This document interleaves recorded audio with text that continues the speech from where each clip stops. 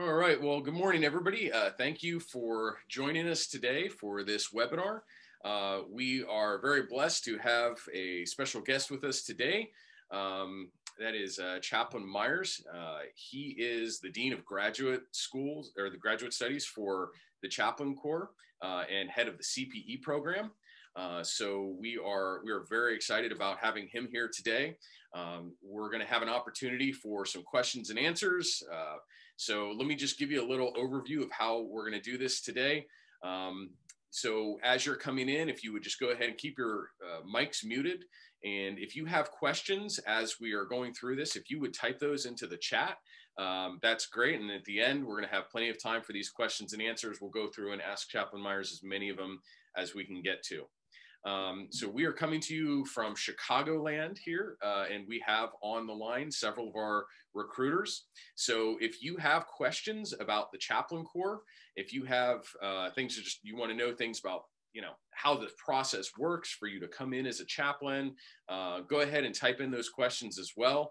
I'll ask our recruiters to go ahead and type in the chat box their information, and they can connect with you, and you can ask questions. We have a kind of a broad group here this morning. We have folks that are in our process to become chaplains, folks that have already been assessed.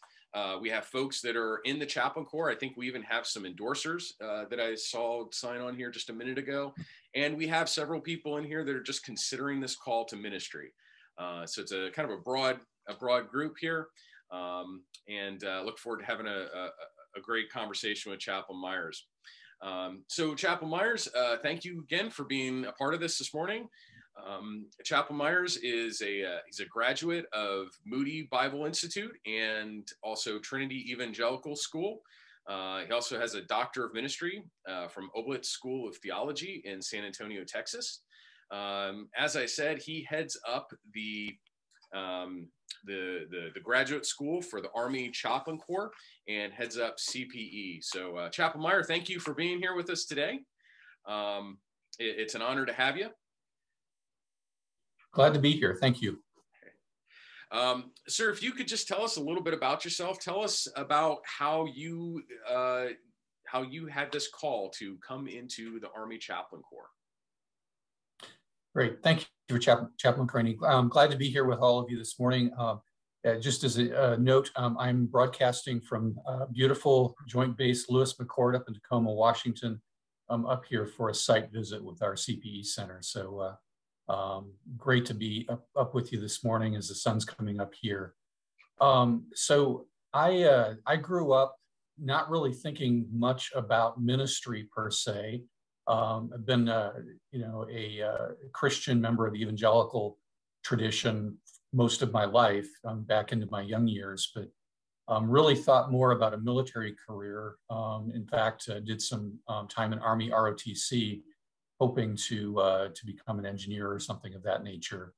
And a lot of circumstances kind of led to starting to think about a call to ministry as I started early in college. And one of the things that was kind of a point of resistance for me is that I really wanted to do a military career. I've always been interested in military history, very kind of just directed, my wife would often joke, if I saw a soldier come in the room, I was going over to talk to them. And so there was always that sense of that seemed like a direction for me. It was my mom who helped out. She said, well, don't they have pastors in the Army?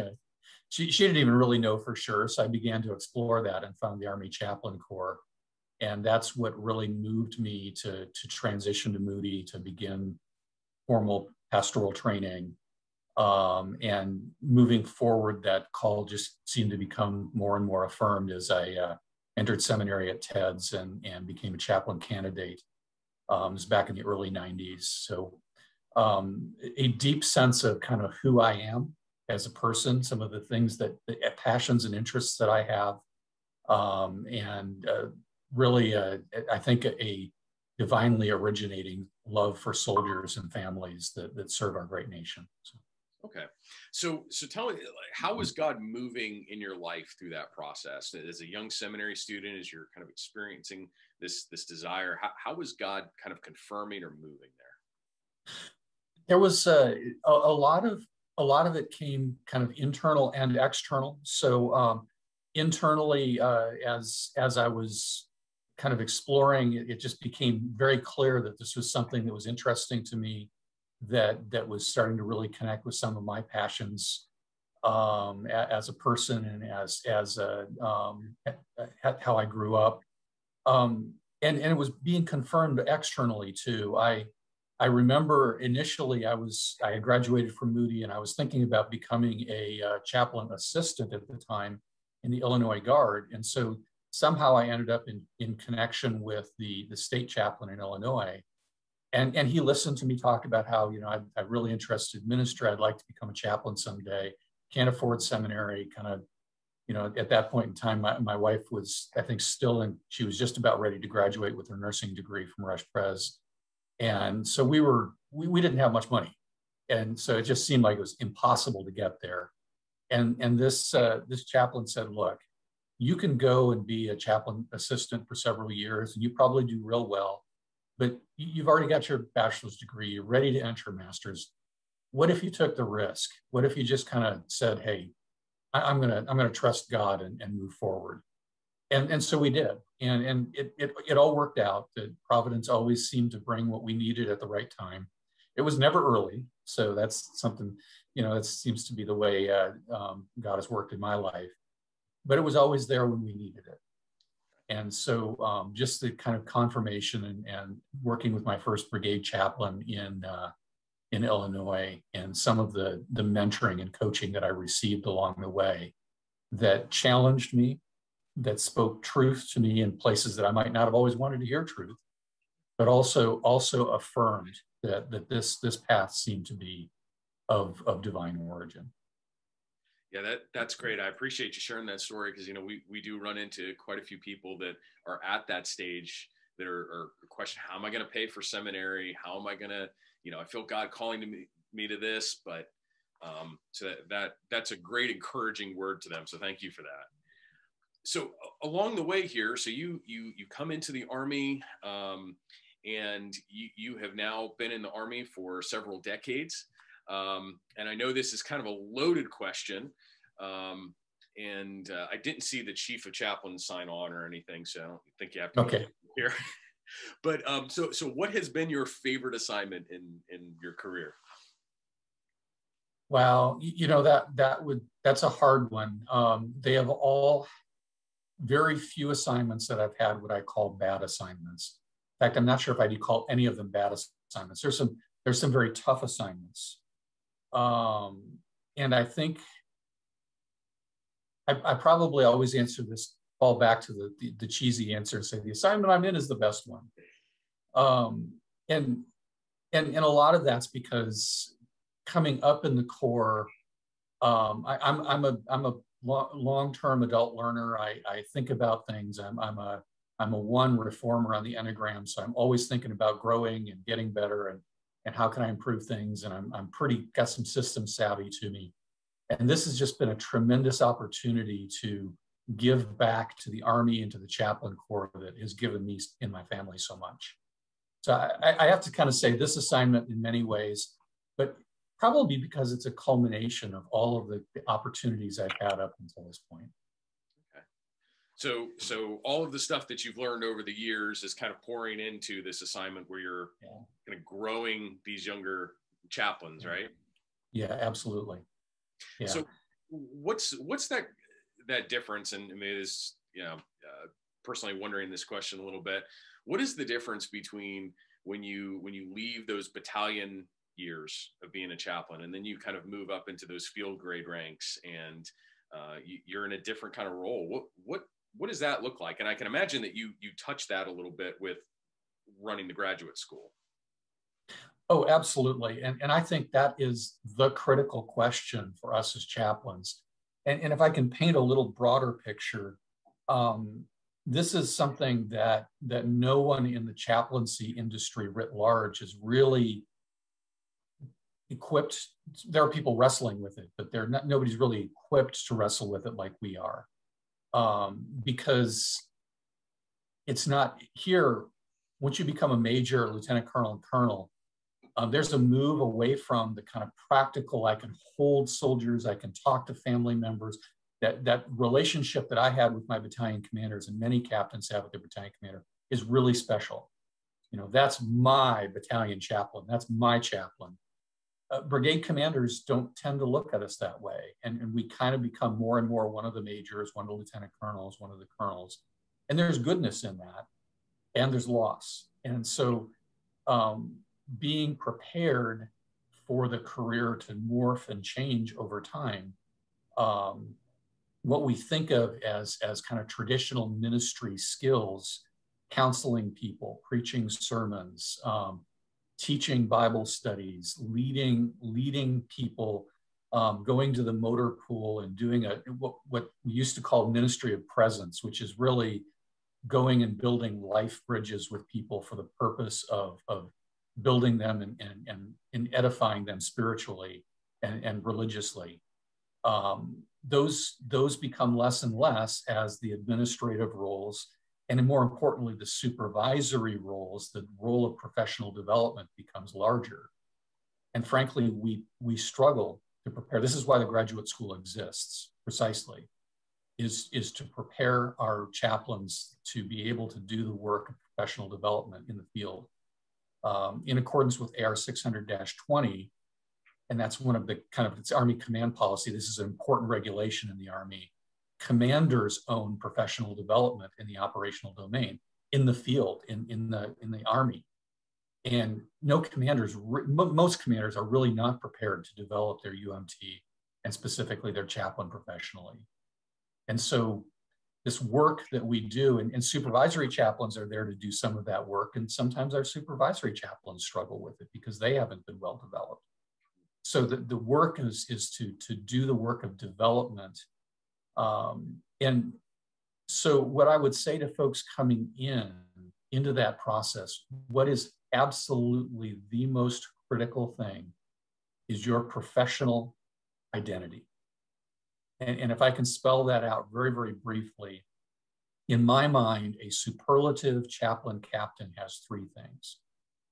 They know who they are, they know why they're there, and they're able to bring themselves into whatever role or responsibilities they're asked to carry out.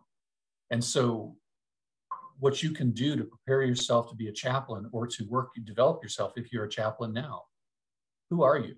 And I'm not talking about who are you in terms of your rank or the role you, sometimes folks will get, well, I'm an airborne chaplain, or I'm a support battalion chaplain, or I'm a MP chaplain or something like that. That's not who you are. That's a role you play. Who are you as a person? What do you bring that's unique from every other person on the planet? Who is the person that the divine that you understand and worship made you to be? The second thing is this sense of vocation. Why are you here? What are you doing here? What's your sense of calling? Over time, those two things will morph a little bit, not a lot. You'll get to know yourself better, and you'll get to have a sense of vocation. Vocation will change a little.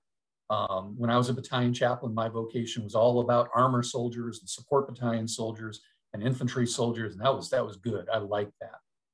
But over time, my sense of vocation became less and less about the soldiers directly and more about the chaplains that I was empowering and reinforcing and supporting, developing to do the ministry that I had come to love as a captain. And so that's where this knowing who I am and knowing why I'm here is so important, because then I can bring, and what we call in pastoral development circles, integrate. I can integrate myself into the roles that I'm called to be. And so as a colonel, I'm always going back to those two fundamental key elements. Who am I and why am I here? And as I understand the roles that I'm asked to play as the dean or as the program director, that I'm always thinking back to those two pieces. How do I integrate myself into these roles to be congruent and to be whole? Because I think out of that sense of congruency and wholeness, the Spirit of God can use me most effectively. I'm all about our Chief of Staff of the Army's vision and policy people first. Serving as a chaplain, whether I serve as a colonel or I serve as a private, doesn't matter. Wherever we serve, we're serving the people of the Army and the people of our nation. And we as chaplains, boy, that's not a hard connection. Think about an infantry officer who's expected to, crush, crumble, and chomp.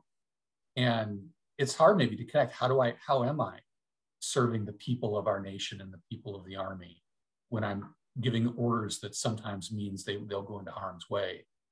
We as chaplains have a beautiful place of being representatives of what's alive in us. So I think there's challenges as we get more senior. And what I would encourage each of y'all as you're thinking about coming in or where you are right now, getting very, very clear about who you are and what you're doing here and what the God that you serve might be directing you to move into, and what kinds of roles that might look like. Yeah, I really appreciate that, sir, because I know that we have a lot of folks that are logged on that we run a mentorship group with every week, and I know we talk a lot about that idea of pastoral identity and how important that is, and because being a chaplain, there's some great things to being a chaplain. We get some instant gratification seeing some people's lives change, but we also have to see some of the hard stuff as well. So, and kind of along those veins, after being in the Army for so long, I'm sure that you've seen some difficult things, and you've probably had some unique challenges. Could you speak to some of the unique challenges that you've experienced? Yeah, I think that you touched one that's really, I think, critical for many, is this kind of idea of gratification. And it's easy to kind of say, well, I'm serving God, I shouldn't have a need for gratification. I shouldn't have needs. It's all about taking care of the people. That's baloney. I'm an ACP educator, so I'm gonna throw the card down on that one. You see right through that, right? Well, I see through it mainly because I see through it in myself, and so it's not hard when I see it in myself to supervise my own projection, but to be able to say, hey, I wonder how your need of gratification is helping you and maybe hindering you right now. And the reality is, as we enter the Army, captains and battalions tend to get more and quicker gratification. You see the people you touch. Imagine a brigade chaplain who's got 7 battalion chaplains, 7 UMTs serving under them as a UMT, and they're out doing the work, and they're seeing people's lives change, and it's great. But the brigade chaplain's just kind of turning cranks and setting conditions and all of that. And so it can be very, very challenging to have a sense of satisfaction, of value and validation when your subordinates are doing really well, and it's probably because you're doing really well, but it doesn't necessarily lend itself to this sense of immediate gratification. So that's again where it comes back to being really clear about who you are and your sense of vocation. So I think there's times where I have given to the Army gladly and given to my subordinates gladly, and they've done very, very well. And no one other than maybe the Lord himself will ever really know all that I did to be a part of that. And what I've done is really started to come to peace with that and say that's the way it works, and that's a good thing, because those folks coming up need to kind of work their way through that. So I think that would be one of the challenging places. I think there are times too where senior leaders are asked to make hard decisions. And one of the things that I think I wrestle most with is making the hard decisions that I know are going to impact the families and careers of the folks that I'm supervising or leading. And so that it makes me very, very conscious of what am I doing and why am I doing this, and making sure that I'm doing it for the right reason.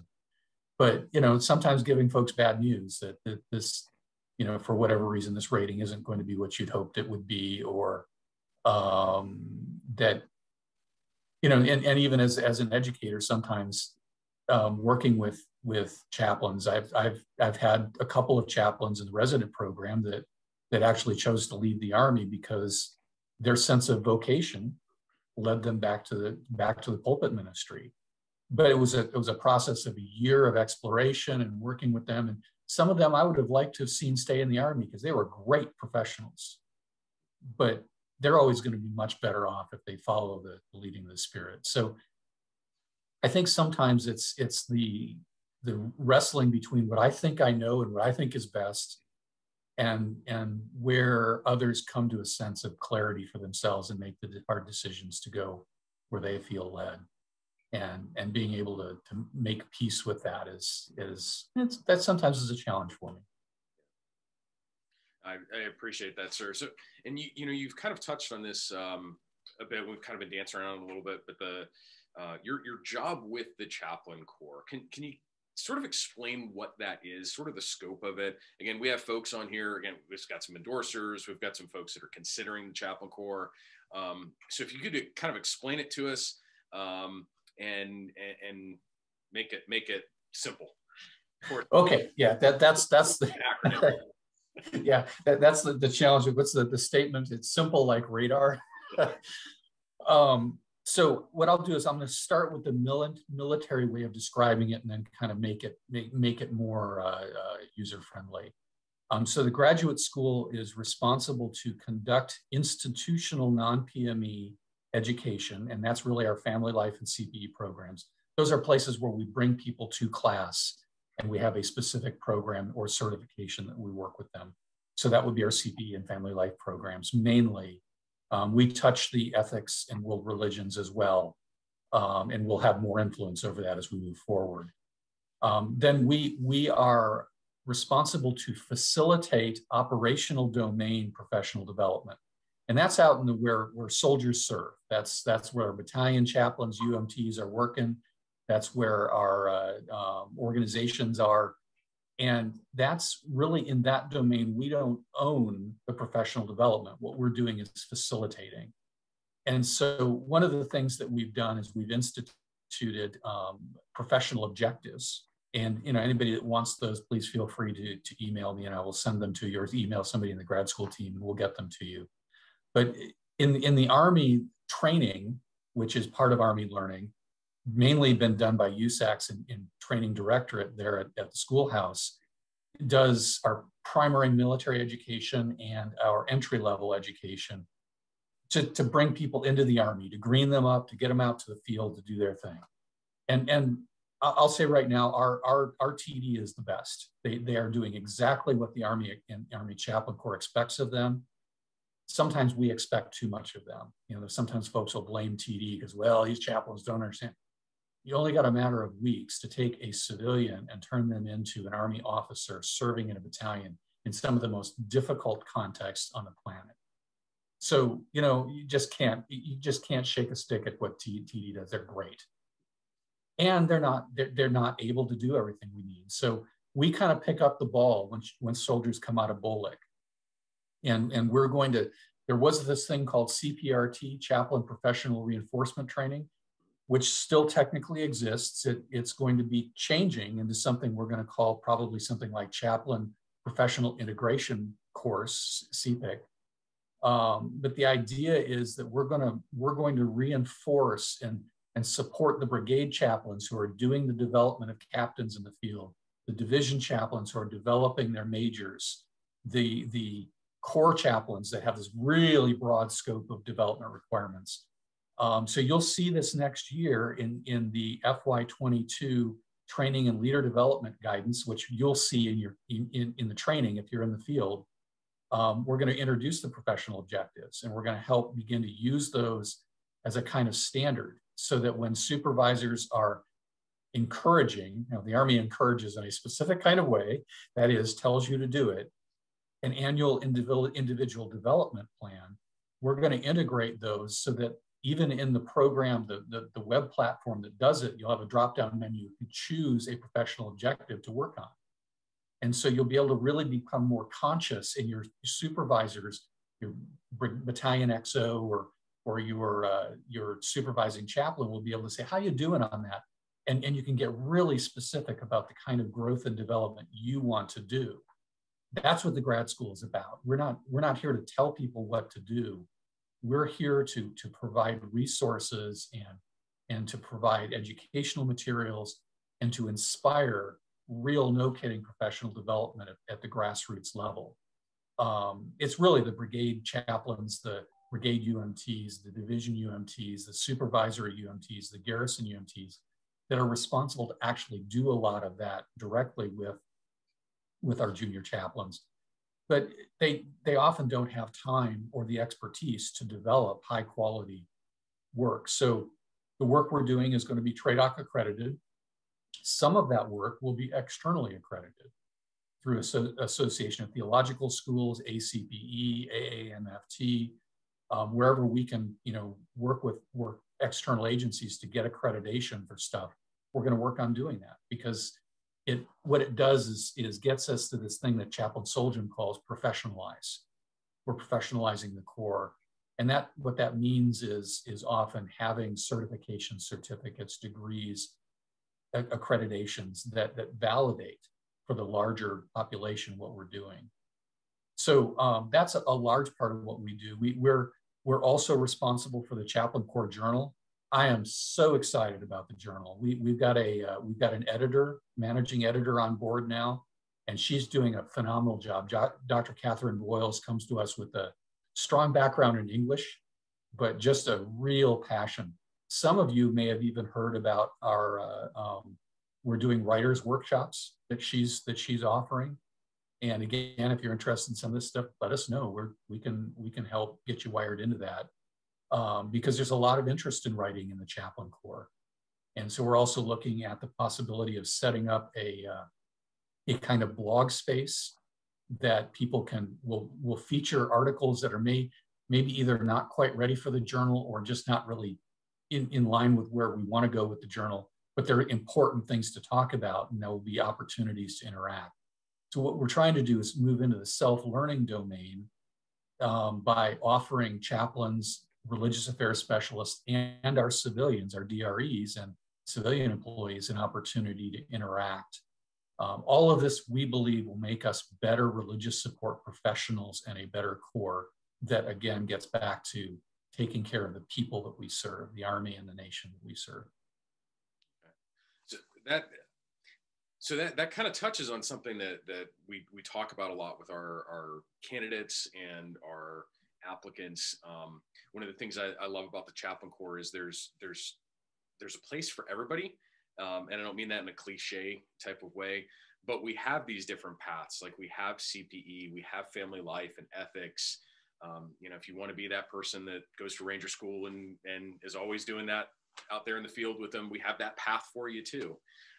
Could you talk a little bit about how the CPE program works, how since family life is under your domain as well, and when in their career these things become a possibility for them? Okay. Let me step back and say that what you're going to hear is something kind of new for the Chaplain Corps, in that up until this time, all of our specialties were kind of done in different places in the Army, and were really just targeted at one area. CPE was just in MedCom. Family life was kind of run by OCH, but also just kind of in IMCOM, in Installation Management Command. Ethicists were just kind of doing ethics stuff at the Centers of Excellence. Under the grad school, we're bringing it together and getting a more cohesive plan. And so what we're really looking for is a model of chaplain professionals who have the ability to be generalists. They can do general chaplaincy work anywhere in the Army, and they also have a specialty for life.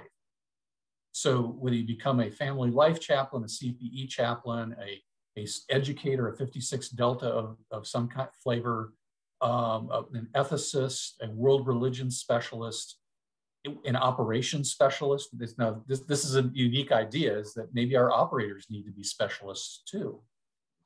But that you bring that specialty. And so when you go to an installation, say Fort Hood, where there's 1,001 chaplains, religious affairs specialists, there's a lot of people serving there. That Corps chaplain is the senior mission command chaplain, and the garrison chaplain can reach down when they have a challenge. Say there's stuff going on that spiritual care needs to get a little boost, a little extra oomph. that they can reach down to their 7 Romeo CPE graduates, there's chaplains, specialists in spiritual care, and say, we'd like you to run some classes. And they can reach back to the grad school, and we'll help give them some materials that they can use to meet the need in that place. Same with the family life and the ethicists and the world religions folks. Kind of in the past, what's happened is somebody would come to CPE and as a captain, that's usually where we start with the CPE program. And they would do 3 years as utilization, which you'll still do in a hospital or CID organization or in a disciplinary barracks or someplace like that. And then you'd be done. You know, no more CPE for me. I'm going off to do something else. No, we want our specialists to flavor the core. Chaplain Soljam said it this way, and it's true of all the specialties, not just CPE, but he said it of CPE in particular. He wants a little CPE in all of our chaplains, and so because it helps develop us. And so what that means is if we have a really good 7 Romeo specialist in spiritual care in a place, they can reach out to everyone around them and help make them better spiritual care folks. Our family life chaplains. Family life chaplains can be offering education and instruction and support to the spiritual care and marriage counseling that's going on in every battalion in that formation. So the vision is really to change the specialties ever so slightly, not to take away their capabilities or the goodness that they offer, but to really enhance it, make it better, make it more accessible to everybody in the formation. And so the kind of practicalities of how you get there, the chaplain resident program is offered usually to captains. We'll bring in 15 or maybe a little more captains, and then we'll bring 6 or 7 majors in. They usually come in under the ACS program, or we're changing that a little bit now. They may be just coming in directly.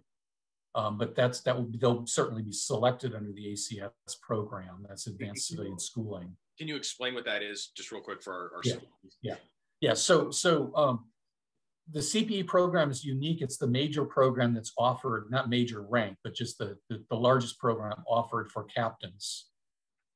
It's really at major that you start getting offered specialties or specialization. And often that comes through ACS, Advanced Civilian Schooling. And there's just a lot of different options for there. You can go to ethics, you can get some work done around ethics and then be assigned to a center of excellence and be an ethicist. Many of our ethicists actually teach into programs, say at the Maneuver Center of Excellence or at the Sustainment Center of Excellence or the Medical Center of Excellence. They teach into those programs. We have world religions chaplains that are assigned to particular places. DLI, Defense Language Institute, we have a world religions chaplain. Our family life chaplains, kind of same. They go to one of the 2 family life centers. They spend 18 months, get a master's degree in marriage and family therapy, and then they'll go be a family life chaplain somewhere. And hopefully they're developing and building the skills. Up here at Joint Base Lewis McChord, we have a great family life chaplain and a good team. The Corps chaplain is really supportive. And so they're intentionally using their family life chaplain to build the capabilities. So that's where we kind of, as a major, you're starting to expand your scope of influence in the Corps, and becoming a specialist is one way to do that. There's a few other possibilities at the major level. At the lieutenant colonel level, there's some fellowships, senior service college. There's also the Command General Staff College at the major level. That's kind of it leads to, in my mind, specialty as well. Does that get, Chaplain McCraney, did that get at your question? Yeah, yes, sir. Thank you. There's a lot of these different paths, and it's good for our folks to kind of hear what these paths are, even if some of them are major, and that could be, 8, 9, 10 years away, depending on where they're at in the process. It's good for them to hear that, but then also to hear about at the captain level. So when does CPE become available to them as a captain? It's within their first term, right? Yeah, so generally somewhere around the 2nd year point, we're trying to bring folks into CPE around year 3 of active duty, 3 or 4, something in that area. So right around the middle to the end of the first tour, which is usually 3 years, DACHPER, that's our Department of the Army Chief of Chaplain's Personnel Office, will do a roll up to say who all is eligible, and they'll look a little bit at who's moving when, and where people are planned to move and all of that to make sure that they time it about right. And they'll send out a note. So they just sent out a message on AIM-2 a couple of weeks ago, inviting chaplain captains to apply for CPE. And it's really up to the captain to apply. We're going to board folks in August and choose who we bring in. But everybody has an opportunity that's in that kind of zone to be able to apply for CPE. We'll get some that will say, no, we're not interested, and they'll pull themselves out of the process, and that's okay. If they have someplace else they would rather go, no worries. We'll get some that will apply, and they'll put their paperwork together in accordance with the instructions, and that'll all come up to the board. And then we'll have folks that don't apply that will still board them. But what we're really looking for in that, and this is really critical, we are looking for folks who want to develop themselves as Army chaplain professional officers, to do the hard work of integrating that. There was a day where CPE was, well, I train hospital chaplains. As a program director for School for Spiritual Care, I do not train hospital chaplains anymore.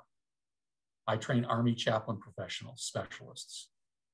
And so that it's a critical, but it's a really important distinctive, because our 7 Romeo specialists, our clinical specialists, our 7 Kilo family life chaplains, they're going to go back out to the force. We're going to push them back out to the force because we want to use their skills in the force. And so if you're thinking, I just want to sit in a hospital, that may not be the place for you. Because you'll be in a hospital, in and out of a hospital or a family life center here and there. But much of your time is going to be spent out in the field doing the hard work of being an Army chaplain and being an integrated professional officer chaplain. So, thinking about applying for CPE and putting in your, because you'll get a chance to write why you want to do this. What's really helpful are officers that are able to say, I really feel a calling to be an Army professional, and I want to be, pardon me, I want to be the best professional that I can be. I want to, and it's okay to be oriented towards spiritual care. How does that spiritual care inform and work with making you a better chaplain in the Army? So it sounds like when folks are going for CPE, they're not going to sit and it's not going to be like Father Mulcahy for MASH, where you just do hospital work. Yeah, you may do some hospital work, but we're looking, this program is going to develop chaplains to be more professional spiritual caregivers. Yeah, absolutely. And so the new SI write-up that's just been approved by the Army calls us specialists in spiritual care and instruction. And so just like the family life chaplains are out there doing instruction, CPE folks are more and more going to be the ones on those bases that get touched. Hey, we need to teach some spiritual care. Chaplain 7 Romeo, let's go. You're gonna help us do that. Excellent. So, and just a note for everybody that is watching right now. If I've seen a few people have asked questions, in just a couple minutes, we're going to have question and answer time. So if you have questions for Chaplain Myers, if you would go ahead and put them in that chat, and we'll start asking them in just a few minutes. Got a few more questions of my own for them, but if you would go ahead and start putting those questions in, that'd be great. So, one of the things that I like to ask our senior leaders, especially in folks that are in key positions like this, like you're in, is what, ask you to put on the prophet hat, if you could, for a couple minutes. What do you see coming for the chaplain corps in a few years? Changes that may be on the horizon. The corps probably looks a little bit different now than when you came in. I know that there have been big changes even in the 12 years that I've been in. Things have changed. So what do you see coming down the line if you had to put on that prophet hat? Yes. Yeah. We won't hold you to it, by the way. Thank you. I was just going to preface this by saying I am not a prophet nor a son of a prophet. But you know, and I work for a nonprofit organization.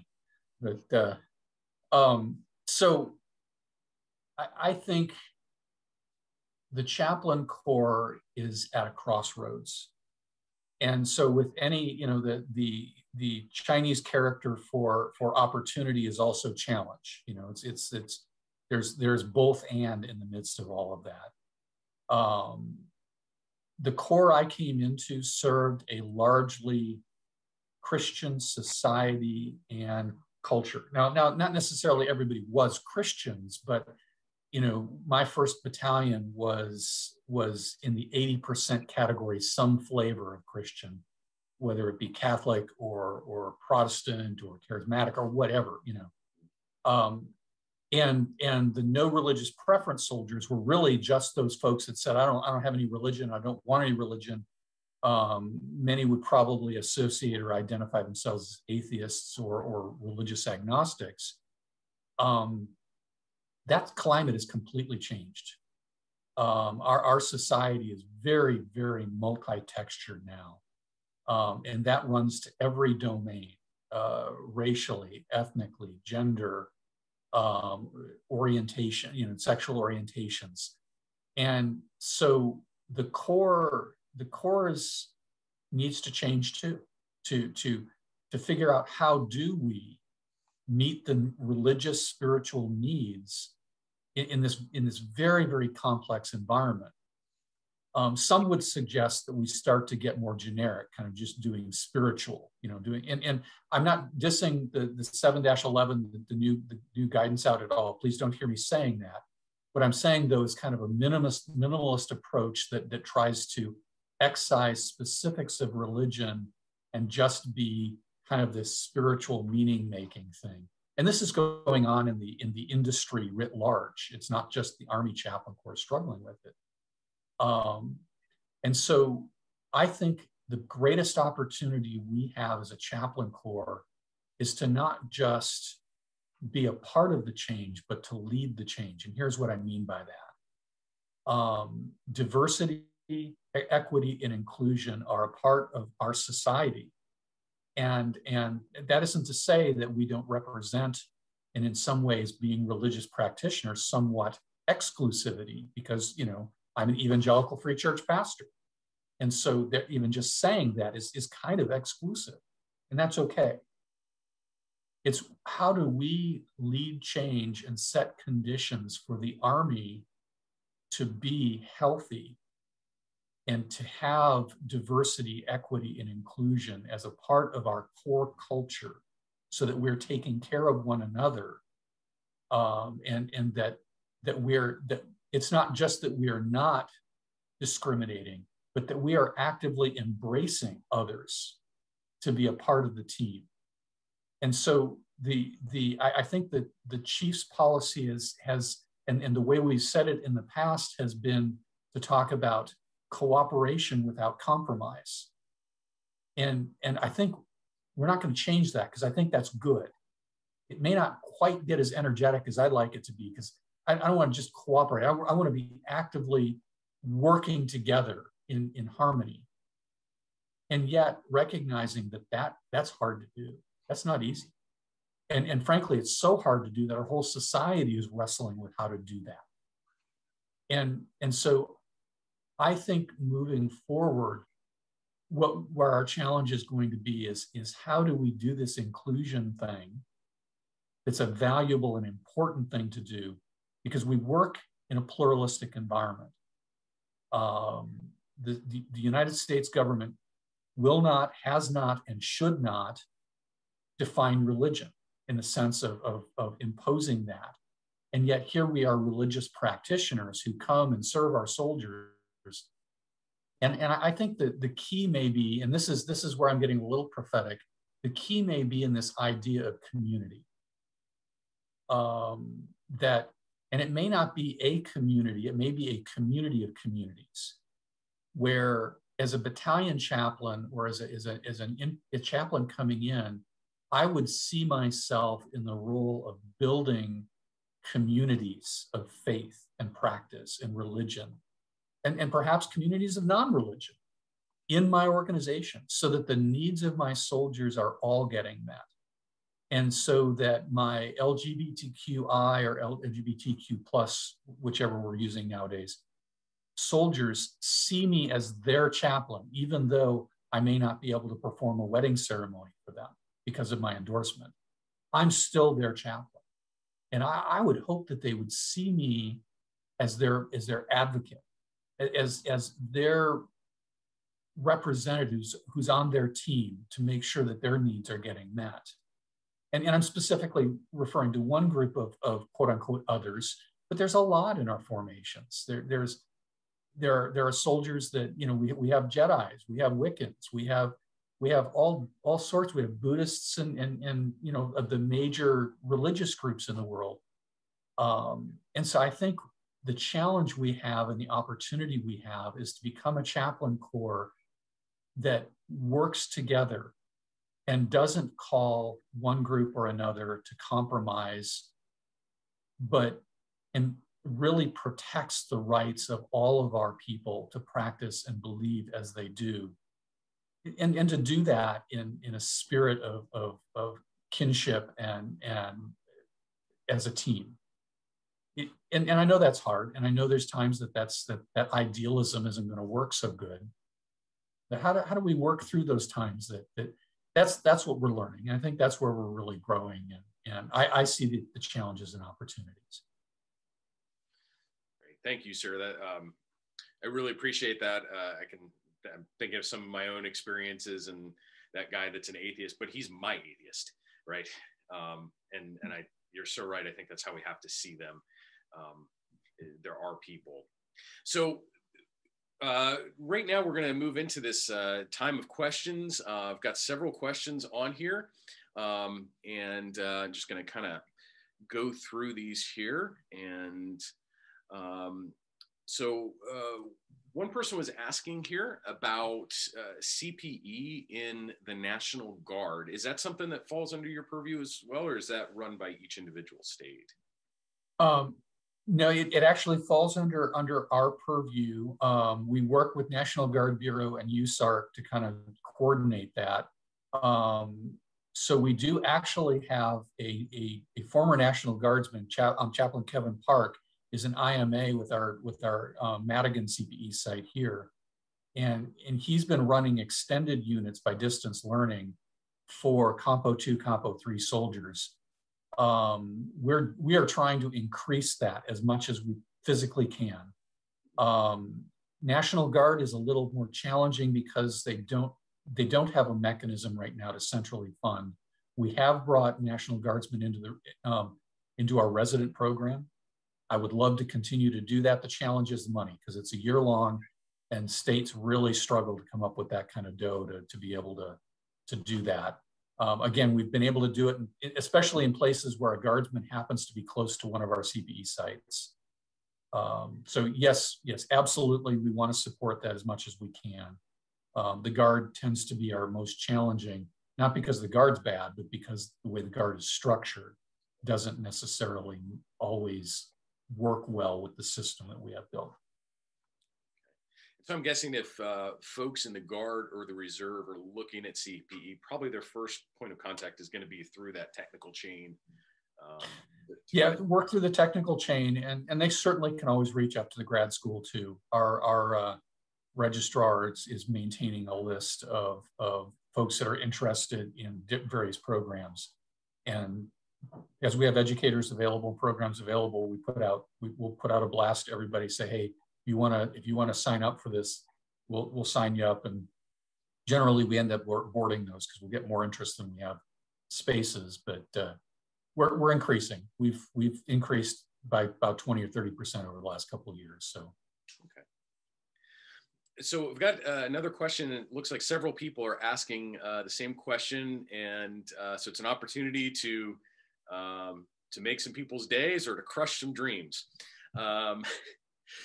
So if a chaplain comes into the Army with 4 units of CPE, will this position for, looks like a hospital or prison chaplain, basically I think what they're getting at here is, can they jump into those positions right away?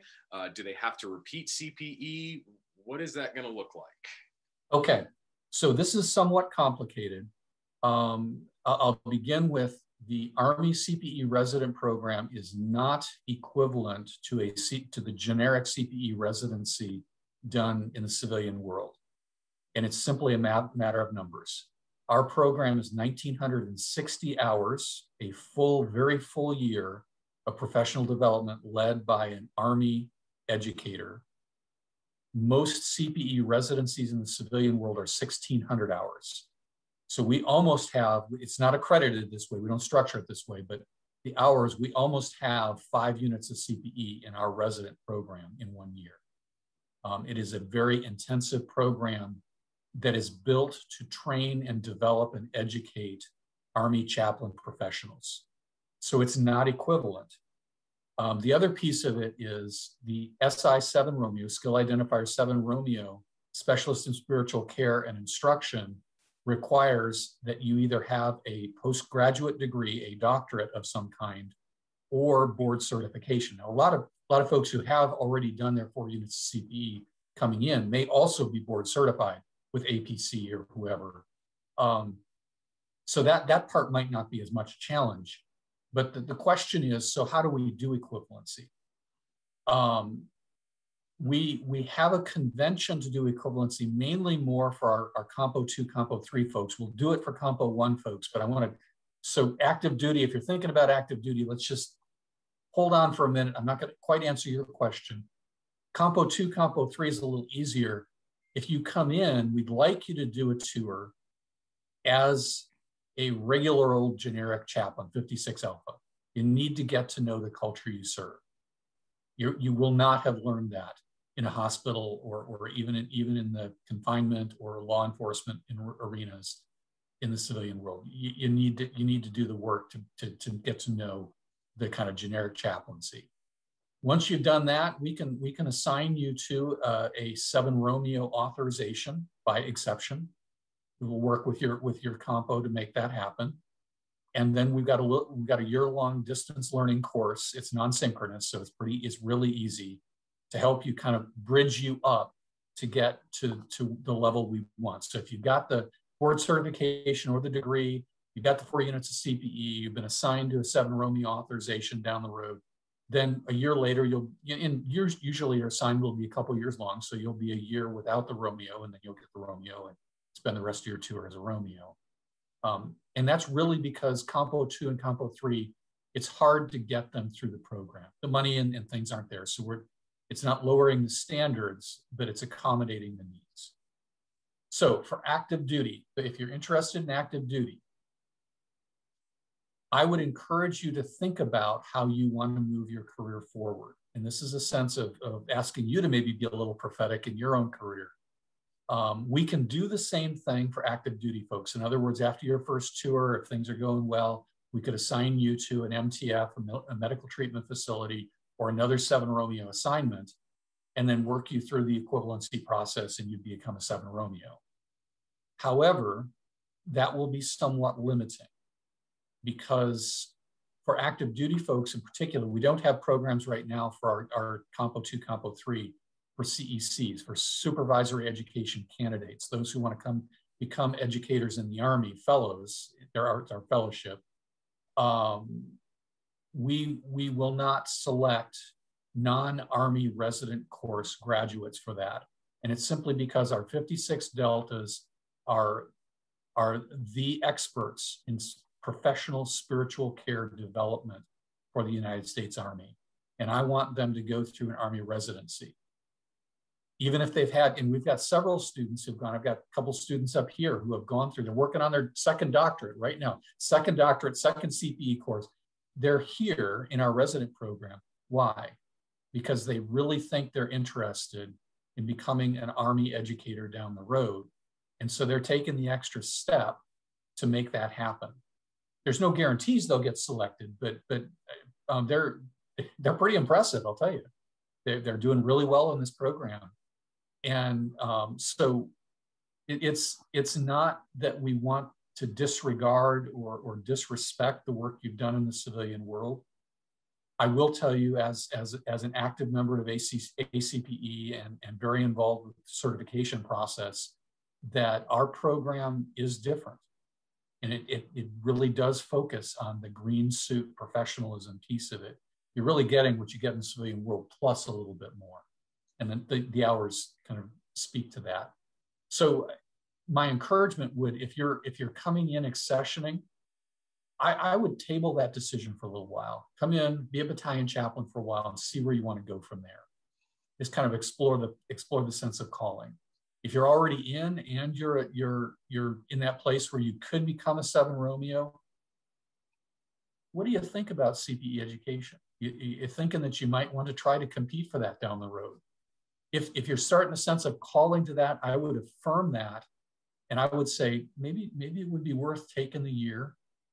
Come into CPE, get the residency under your belt, get the doctor of ministry that we offer as a part of that program under your belt, and move on. There's a surprising number of chaplains who are double doctorates now, and it's a good thing. It just makes us better as a corps, and certainly makes better practitioners. So I think I might have gotten the answer to the question. Does that make sense? Yes, sir. I think that does. And so if I kind of boil it, so there's a possibility that if they already have CPE, they might be able to work in a hospital, but they probably wouldn't be able to advance further and go into some of those lieutenant colonel jobs, some of those more senior types of teaching positions, unless they did the residency with the Army. Is that?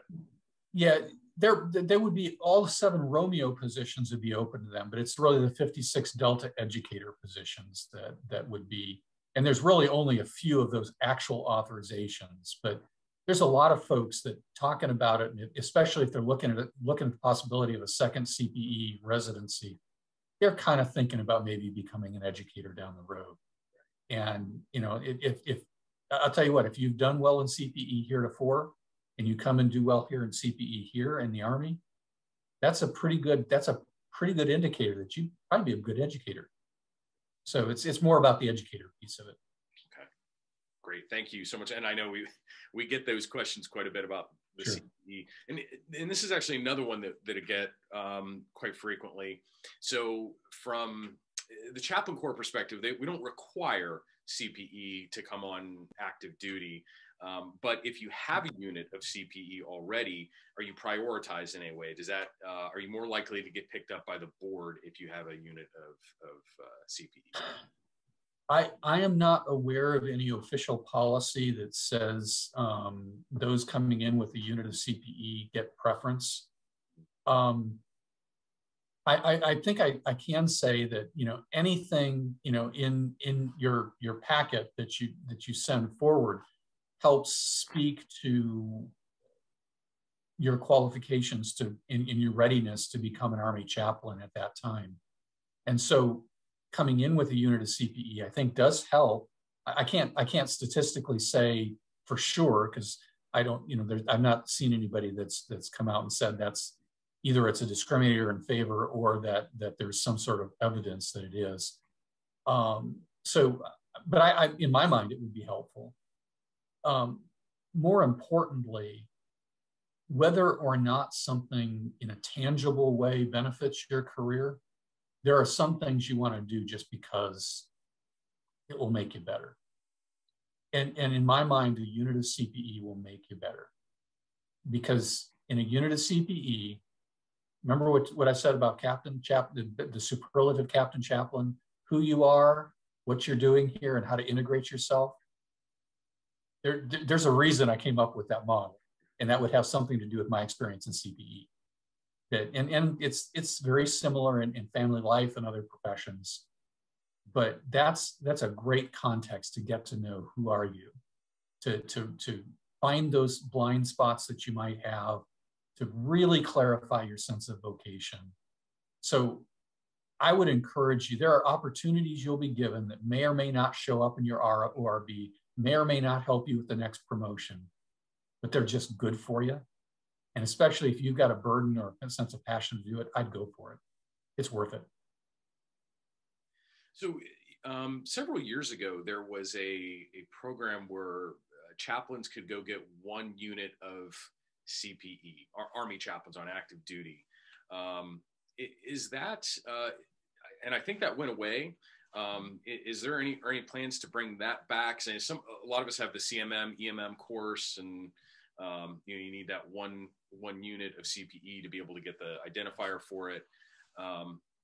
Any plans on bringing that back? Or? It is in fact back. The only reason it kind of sort of went away is we just had trouble maintaining the faculty numbers. Because to a large extent, our faculty has been very focused on the resident program, and we've done extended units here and there. So I have some money this year that I'm going to spend to do 4 units, extended units by distance learning, where we're going to hire some ACPE educators to help us out. Summer of 22, we will actually get close to having twice as many 56 deltas as we have actual 56 delta authorizations. That's the first time in 20 years of existence in the system that we've actually been flush with educators. All of those educators, I'm going to pay their ACPE dues every year if they turn out at least 1 extended unit. So somebody may be a deputy or a brigade chaplain or somewhere doing something else, but if they're 56 delta, they can also offer an extended unit by distance learning. Our plan is to ramp that up. I would like in 10 years to be able to offer every single captain coming out of BOLIC a unit of CPE if they want to do it. That's my goal. Now, can I get there? I don't know, but we believe that is the best course to kind of to really do some of this professional development, to offer an opportunity to get clear about who am I, what am I doing here, and how do I integrate myself. So yeah, great question. We're moving forward. It's slow sometimes, but we're getting there. Well, sir, we have been talking for about an hour now, and I really appreciate you taking the time this morning. I know you've got some other meetings that you have to get to, but I want to thank you so much for being a part of this and talking about all of these opportunities in the Chaplain Corps, and thank you for your ministry. And I'll say to all of our folks that are watching now, either on Facebook Live or on the Zoom call, if you are considering a call to ministry in the United States Army and you want to talk with us, please reach out, send us a message. We'd love to walk with you through this process and help you discern if a career in the military as a chaplain is where God is calling you to. Please reach out to us. We would love to talk to you. Now, sir, if I could impose on you, if you would be willing to pray for our group here, pray for those that are considering this call to ministry, and we would greatly appreciate it. Sure, I'd be glad to. Yeah. Let's pray together. Lord, we're coming to you this morning from many, many different places, locations, backgrounds, theological traditions, and yet we are also focused on sorting out calling, looking at where you might lead us, how you might lead us, what that might mean for our futures. And I would ask for each and every person present that you would be working in their hearts, as you certainly already are, to guide and to direct, to give a sense of clarity, a sense of your calling, sense of vocation, sense of clarity around who we are as people. And Lord, I would ask that you would affirm and that you would bless. Lord, I'm sure there's some out there thinking about the financial struggles, the placement struggles, the timing struggles, all of the things. This kind of decision does not come easily. And I would ask, Lord, that you would just show yourself present, that you would meet those needs, that you would enable and empower faith in your people. Lord, thank you for each of these folks, for Chaplain McCraney, all the work he's doing. Lord, for our Army, for our Army Chaplain Corps, and Lord, for our nation. Thank you, Lord, that we serve a nation that recognizes religion and spirituality as really critical. Pray that you continue to enable us to speak truth, speak kindness, comfort, to speak hope, even to those who may at this point in life be hopeless. And we pray all of these things in your gracious name. Amen.